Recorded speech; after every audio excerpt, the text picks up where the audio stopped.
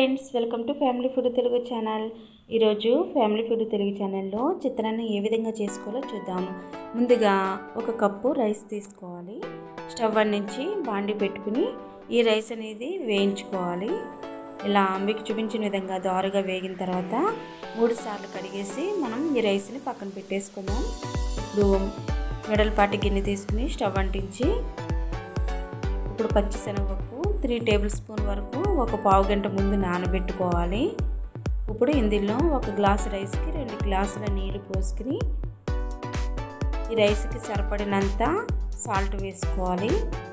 అలాగే ముందుగా వేయించి కడిగినటువంటి ఈ బియ్యాన్ని కూడా వేసేసి బాగా ఉడికించుకోవాలి. కుక్కర్లో అయితే 3 విజిల్స్ వచ్చేంత వరకు ఉడికించుకోండి. నార్మల్ గిన్నెలో అయితే మీకు తెలుసు కదా, ఉడికేంత వరకు ఇలా ఉడికించుకోండి. ఇప్పుడు స్టవ్ అంటించి వేరొక బాండి పెట్టుకుని ఇందులో ఒక కప్పు వరకు నెయ్యి వేసుకోవాలి. నెయ్యి బాగా హీట్ ఎక్కిన తర్వాత ఇందులో జీడిపప్పు పలుకులు ఒక 20 వరకు వేసుకోవాలి. అలాగే ఇవి దోరగా వేగిన తర్వాత దోరగా వేయించుకున్న తర్వాత ఇందులో మిరియాలు 1 టేబుల్ స్పూన్ వరకు వేసుకోవాలి. అలాగే ఆవాలు 1 టేబుల్ స్పూన్ వరకు వేసుకోవాలి.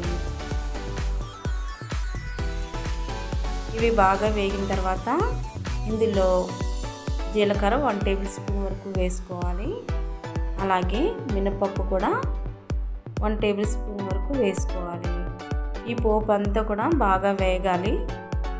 ఇలా వేగిన తర్వాత ఎండుమిర్చి వేసుకోవాలి. అలాగే పచ్చిమిర్చి చీరికలు 6 పచ్చిమిర్చి ఇలా చీరికలుగా కట్ చేసుకుని వేసుకోవాలి. అలాగే కరివేపాకు, అలాగే పచ్చి కొబ్బరి తురుము, అంటే ఒక గ్లాసు రైస్కి అరకప్పు వరకు పచ్చి కొబ్బరి తురుము వేసుకుని ఇలా వేయించుకోవాలి. నెయ్యిలో బాగా వేగిన తర్వాత ఈ పోపు అంతా బాగా వేగిన తర్వాత ముందుగా ఉడికించి పెట్టుకున్నటువంటి రైస్లో వేసి రైస్కి అంతా పట్టే విధంగా శుభ్రంగా కలుపుకోవాలి. అంతేనండి. ఇదని ఫెస్టివల్కి కానీ పిల్లల లంచ్ బాక్స్లో కానీ కొత్తగా చేయాలి అనుకున్న వాళ్ళు ఈ విధంగా చేయండి. పిల్లలు అయితే ఇష్టంగా మరీ చేయించుకుని మరీ తింటారు. అంత బాగుంటుంది దీని టేస్ట్.